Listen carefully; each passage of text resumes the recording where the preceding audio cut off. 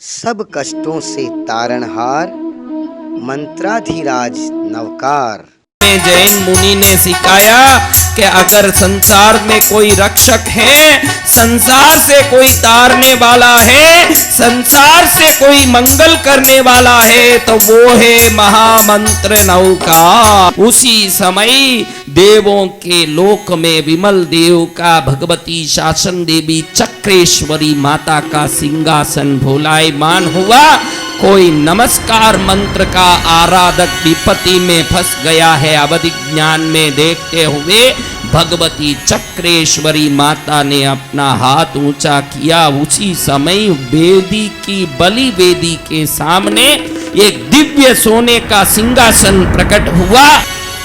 अमर कुमार जो रोता खड़ा है, एक क्षण में उसके गले में फूल की माला आ गई और ब्राह्मण के कृश काया दरिद्र काया में स्वर्ण आभूषण आ गए।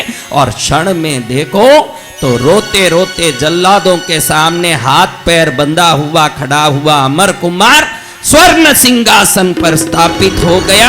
और उसी समय महाराजा श्रेणिक के मुंह से खून की उल्टियां आने लगी और जितने पंडित हैं सब नीचे गिर के जोर जोर से खून की उल्टियां करने लगे। अशरीरी आकाशवाणी हुई, अरे जो महामंत्र नवकार का स्मरण करते ऐसे पुण्य बालक का कौन वध करना चाहता है, उन सबको हम खत्म कर देंगे। उसी समय पंडित रो रो के अमर कुमार के चरण में पड़ के हमें बचाओ, हमें बचाओ, हमें बचाओ। जैन धर्म और महामंत्र नवकार जिसके हृदय में है वो नुकसान पहुंचाने वाले को भी सदा हित ही करेंगे। ऐसा धर्म अहिंसामय धर्म परमो धर्म, जिस धर्म में महामंत्र नवकार का जिसके अंदर में हृदय में वास हो गया है, वो छोटा सा बालक भी सोचता है भले इन लोगों ने मेरे ऊपर उपसर्ग करने की कोशिश की, मैं कदापि इनकी हिंसा करने की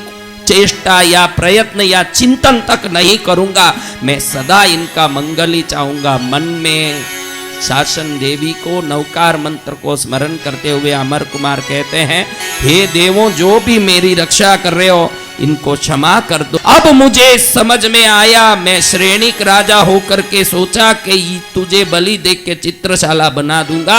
अब मुझे समझ आया कि राजा तो सभी प्रजाओं का पिता होता है और एक पिता को किसी को भी हरण करने का अधिकार नहीं है, उसका वरण करने का ही अधिकार है। जीवन का निर्माण करने वाली वसंत वाणी सुनते रहें।